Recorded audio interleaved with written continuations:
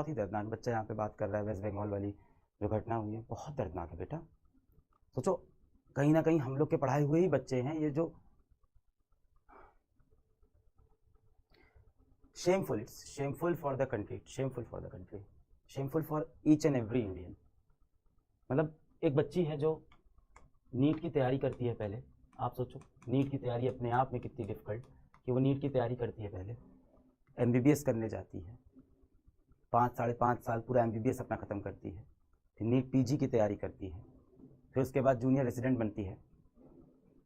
Junior रेसिडेंटशिप का उसका दूसरा वर्ष चल रहा है, 36 घंटे की ड्यूटी करते हैं ये बेचारे बच्चे। सभी डॉक्टर्स की ज़िंदगी ही ऐसी है। मैं कई बार बोलता हूँ कई लोग को बहुत ग्लैमराइजिंग प्रोफेशन लगता है, नहीं भाई बहुत डिफिकल्ट प्रोफेशन है। मैं हॉस्पिटल के अंदर बहुत समय रहा हूँ, मेरे पिताजी 1.5 साल हॉस्पिटल में एडमिट थे। इतनी डिफ़िकल्ट, इतनी जवाबदेही वाली ये जो पेशा है, नौकरी है, जो कह लो प्रोफेशन है। 36 घंटे 48 घंटे लाखों के साथ बेचारे घूमते रहते हैं, बेड पे थोड़ा सा बैठते हैं, सो जाते हैं। इस बच्ची का भी वही केस है अगर आप ध्यान से देखो तो। मतलब जितना मैंने अभी तक न्यूज़ में देखा यही है कि उसने रात को 11 बजे अपनी मम्मी को कॉल किया कि मम्मी मैं यहाँ बढ़िया हूँ हॉस्पिटल में, ठीक है, 36 घंटे से सोई नहीं हूँ, अभी फिर राउंड पे जा रही हूँ, अपने काम पे जा रही हूँ, आप सो जाओ मम्मी, पापा आप भी सो जाओ, सब सही है। माता पिता भी सोचे कि हाँ ठीक है, हॉस्पिटल में है, दूसरों की जान बचा रही है, नेकी का काम कर रही है मेरी बेटी, सो गए। रात के 2 बजे जाके वो बिटिया खाना खा रही है। बच्चे ही तो हैं ये सब। आज सेकेंड ईयर जूनियर रेजिडेंशिप में है। हम लोग ने जब पढ़ाना शुरू किया था तब से अब देखें तो बहुत छोटे बच्चे हैं हमारे लिए, छोटे बच्चे हैं, छोटे बच्चे। रात के 2 बजे कोई इंसान खाना खा रहा है हॉस्पिटल के अंदर।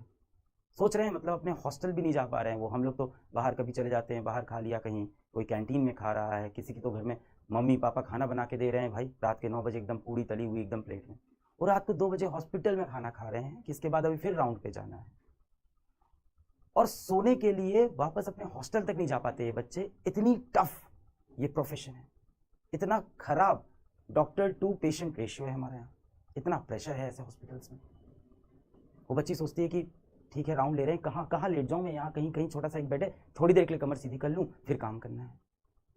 पास में एक रूम है, सेमिनार रूम जैसा है, वहाँ पे उसने सोचा कि थोड़ी देर लेट जाती हूँ, और उसको बहुत सिक्योर है कि मैं हॉस्पिटल में हूँ, मैं लोगों की जान बचाने के लिए यहाँ हूँ, मैं तो इस काम से यहाँ तो मैं पूरी तरह से सुरक्षित हूँ, सेफ हूँ।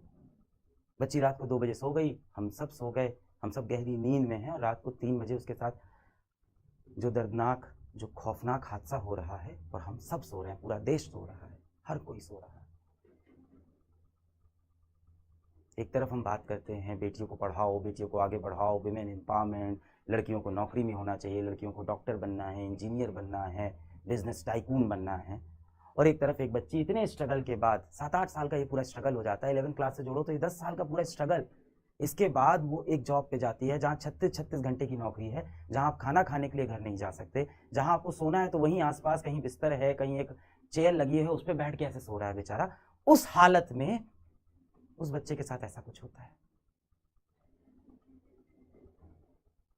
देखिए इतना बड़ा देश है, ऐसी घटनाएं होती हैं, पूरी तरह से कभी नहीं रुकेगी, प्रैक्टिकल बात यह है, क्योंकि इंसान जो है उसके अंदर एक शैतानी दिमाग है, कुछ इंसान दरिंदा होता है, मानता हूं मैं, ये प्रैक्टिकल वर्ल्ड है, इसको रुकने में शायद बहुत सदियां लग जाएं और शायद कभी भी ये पूरी तरह से खत्म ना हो।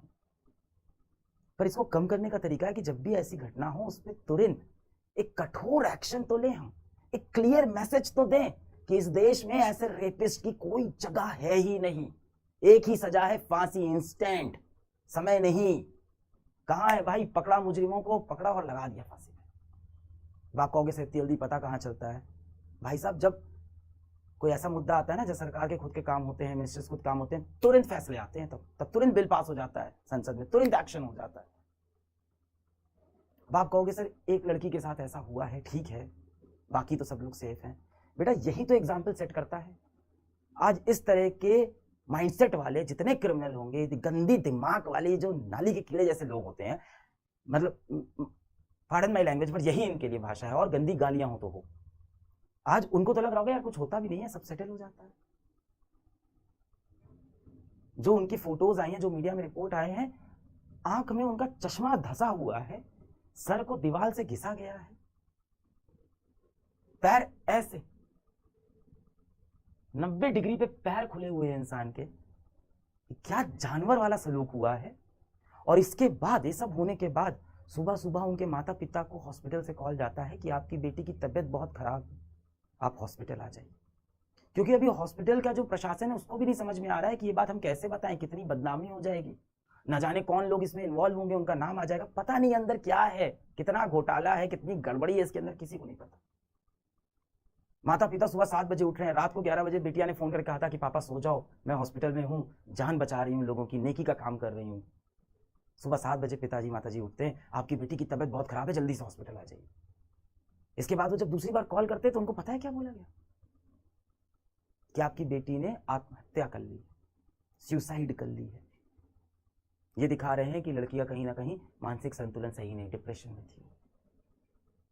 आज तो पोस्टमार्टम रिपोर्ट आ गई है, पूरा साफ है कि इसके अंदर रेप हो रखा है बच्ची का।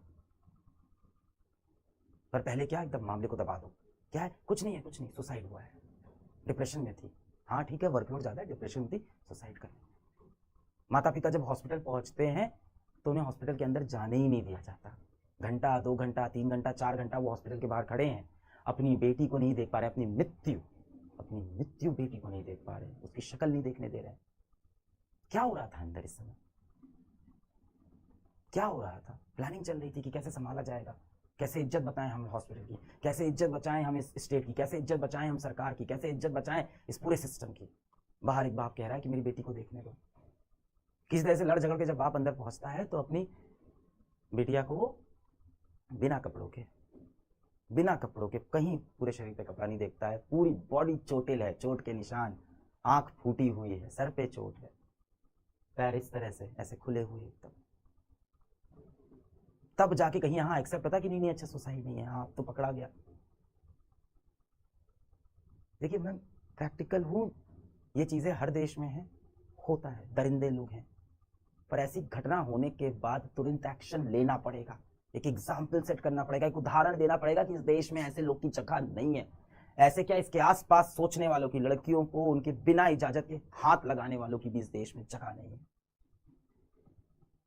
हम लोग अपने कंपनी में जब काम करते हैं, कोई भी चोरी की घटना आ गई, कोई भी करप्शन की घटना आ गई, वो चाहे 500 रुपए की हो, 5 लाख की हो, मैं तुरंत बोलता हूँ स्ट्रिक्ट एक्शन लो, ताकि बाकी सब इस बात से डर जाए।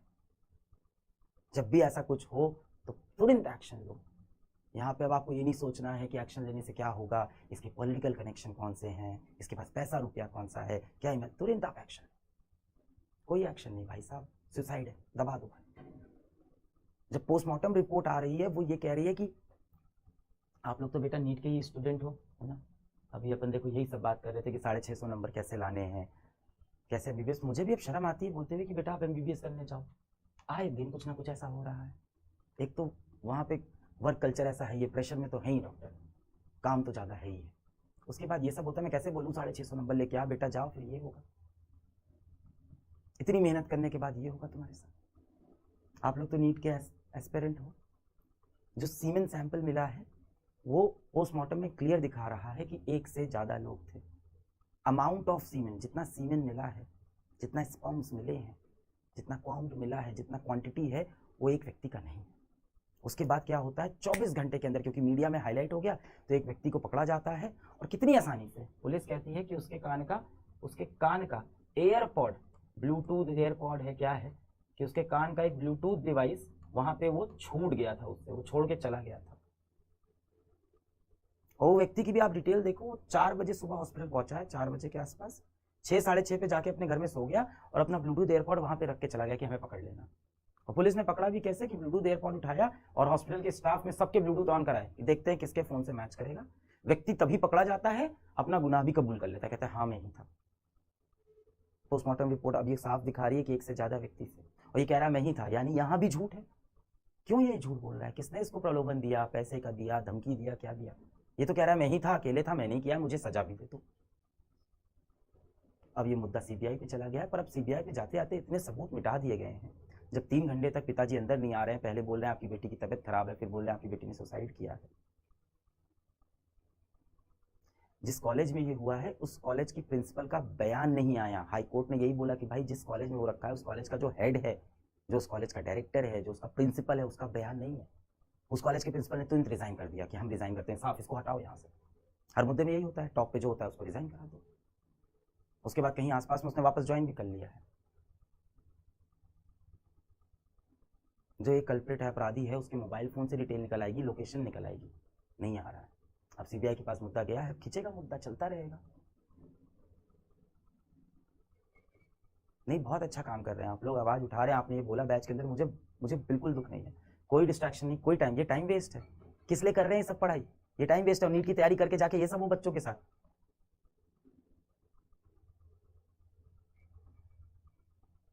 कोई कॉर्नर केस नहीं है, कोई अकेला केस नहीं है जो हुआ है देश में। इससे देश में हर रोज बहुत से केस होते हैं और ये सारे केस रुक सकते हैं। मैं बता रहा हूँ, रुक सकते हैं। इंटेंट चाहिए, कड़ी सजा चाहिए, इंस्टेंट एक्शन चाहिए। क्या डर फैलता है लोगों के अंदर कि भाई इस देश में माफी नहीं मिलेगी, सोचना भी मत छूने की, डर लगता है लोगों को फिर सजा से।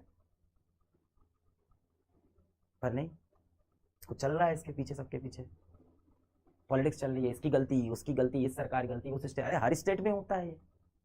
आज इनकी सरकार है, कल उनकी सरकार आएगी, सब जगह होता है ये। अभी हॉस्पिटल के अंदर से भी ज्यादा लोग बात नहीं कर रहे हैं, सबको डर है अपनी नौकरी का। भाई एक आम इंसान क्या करता है? अपना रोटी पानी, जिंदगी, बच्चा, बीवी, उसको बच्चे को भी तो स्कूल भेजना है। हमें उम्मीद होती है हर इंसान आवाज उठाए।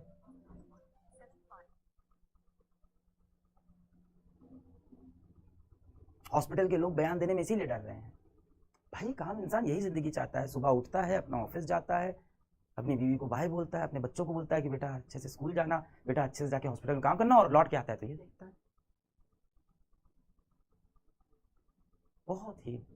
बहुत ही दर्दनाक है। इसका सोल्यूशन यही है, एक्शन। अब देखो इंसाफ तो क्या मिलेगा, वो बच्ची की जो हालत है तो खत्म हो गया ना, तो उस माँ बाप को इंसाफ नहीं मिलेगा।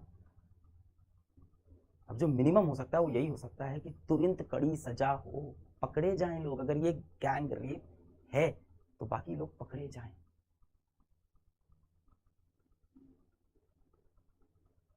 कोई भी मेन स्ट्रीम मीडिया इसको काफी समय तक हाईलाइट नहीं किया, काफी समय बाद मेन स्ट्रीम मीडिया पे ये चीजें आई। डॉक्टर्स प्रोटेस्ट कर रहे हैं, इससे भी एक अलग नुकसान है। अब पेशेंट बेचारा हॉस्पिटल में लेटा हुआ है, डॉक्टर्स प्रोटेस्ट पे, तो क्या करें डॉक्टर्स? बिना प्रोटेस्ट करे काम करते रहे, कल दूसरी लड़की के साथ, कल तीसरी लड़की के साथ, चौथी लड़की के साथ। इसका लड़कियां काम करना छोड़ दें हॉस्पिटल के अंदर? हो गया बंटाधार, पहुंच गया वापस 7 साल 100 साल पहले। हम फिर से सती प्रथा शुरू कर देते हैं, दबा दो लड़कियों को, यही है ना फिर। It's very very very depressing. आप सोच के देखो, आपके घर में आपकी बहन होगी, आपकी कोई दोस्त होगी, आपकी बीवी होगी, आपकी बच्ची हो सकती है। आप तो खैर छोटे हो, आपकी बहनें हो सकती हैं, दोस्त हो सकते हैं। सोच के देखो, आप रात को सो गए, सुबह उठते ही सब खत्म जीवन से। रात को 11 बजे उस बहन ने आपको कॉल किया, बोला कि सब सही है भाई, मैं एकदम ठीक हूँ, मैं काम कर रही हूँ, और आप सो गए 12 बजे। सुबह 7 बजे जब आप उठते हो, आप it's over. And it's not like कि एक नेचुरल डेथ है, एक मर्डर है, एक रेप है, घिनौनी तरह से। कैसा आपको फील आएगा? वो जो चला होगा पूरा 1.5-2 घंटे पूरा एपिसोड, उसमें क्या वो सफर कर रही होगी, वो पेन वहां से बाहर नहीं पाया। किसी के साथ भी हो सकता है, हम में से किसी के साथ किसी भी दिन में हो सकता है। It's very depressing.